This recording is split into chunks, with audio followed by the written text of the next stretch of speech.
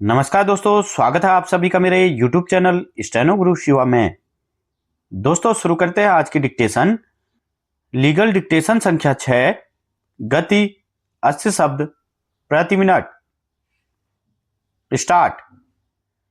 वादिनी द्वारा प्रस्तुत प्रार्थना पत्र के अनुसार उसका विवाह दिनांक 12 फरवरी 2022 को प्रतिवादी संख्या 1 के साथ हिंदू रीति रिवाजों के अनुसार संपन्न हुआ था।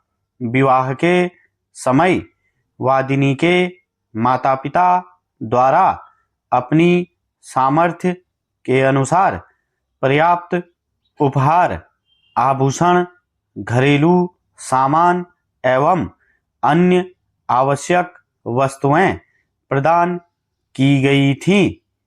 विवाह के प्रारंभिक कुछ माह तक वैवाहिक जीवन सामान्य रूप से चलता रहा, किंतु उसके पश्चात प्रतिवादीगण द्वारा अतिरिक्त दहेज की मांग की जाने लगी। वादिनी का आरोप है कि प्रतिवादी संख्या 1 उसकी माता तथा अन्य पारिवारिक सदस्य समय समय पर उससे एवं उसके मायके पक्ष से नगद धनराशि तथा एक 4 पहिया वाहन लाने की मांग करते थे। जब वादिनी ने अपने माता पिता की आर्थिक स्थिति का हवाला देते हुए ऐसी मांगों को पूरा करने में असमर्थता व्यक्त की, तब प्रतिवादीगण का व्यवहार उसके प्रति कठोर एवं अपमानजनक हो गया। उसे मानसिक एवं शारीरिक रूप से प्रताड़ित किया जाने लगा तथा विभिन्न अवसरों पर उसके साथ दुर्व्यवहार भी किया गया।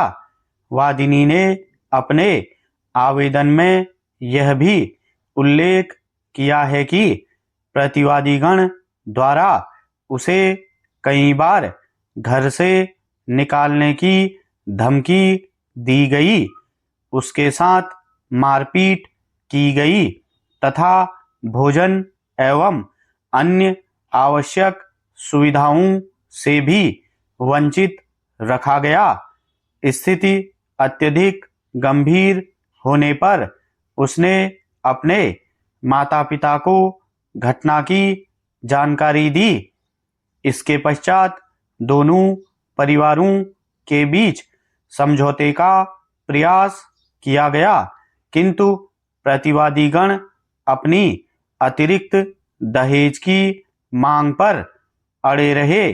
वादिनी का कहना है कि दिनांक 18 अगस्त 2025 को प्रतिवादीगण द्वारा उसके साथ पुनः मारपीट की गई तथा उसे घर छोड़ने के लिए विवश किया गया। इसके बाद वह अपने मायके चली गई और वहीं निवास कर रही है। उसने स्थानीय पुलिस थाने में लिखित शिकायत प्रस्तुत की, जिसके आधार पर संबंधित धाराओं में प्राथमिकी दर्ज की गई तथा जांच प्रारंभ की गई। जांच अधिकारी द्वारा गवाहों के बयान दर्ज किए गए तथा उपलब्ध साक्ष्यों का संकलन किया गया। जांच के दौरान पड़ोसियों एवं अन्य संबंधित व्यक्तियों ने भी यह स्वीकार किया कि पति पत्नी के बीच विवाद दहेज की मांग को लेकर उत्पन्न हुआ था। वादिनी द्वारा प्रस्तुत चिकित्सीय अभिलेखों से भी यह स्पष्ट होता है कि उसे शारीरिक चोटें आई थीं, जिनका उपचार कराया गया था। प्रतिवादीगण ने अपने उत्तर में लगाए गए सभी आरोपों का खंडन किया है। उनका कहना है कि वादिनी स्वेच्छा से अपने मायके गई थी तथा उसके साथ किसी प्रकार की मारपीट या प्रताड़ना नहीं की गई। प्रतिवादीगण ने यह भी कहा कि उनके विरुद्ध झूठे एवं निराधार आरोप लगाए गए हैं, जिनका उद्देश्य उन्हें अनावश्यक रूप से परेशान करना है।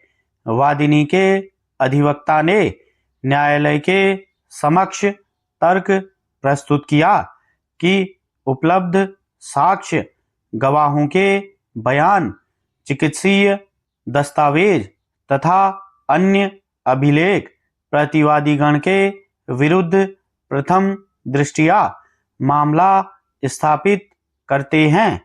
अधिवक्ता ने न्यायालय से अनुरोध किया कि वादिनी को विधि के अनुसार संरक्षण प्रदान किया जाए तथा उसके अधिकारों की रक्षा हेतु उचित आदेश पारित किए जाएं।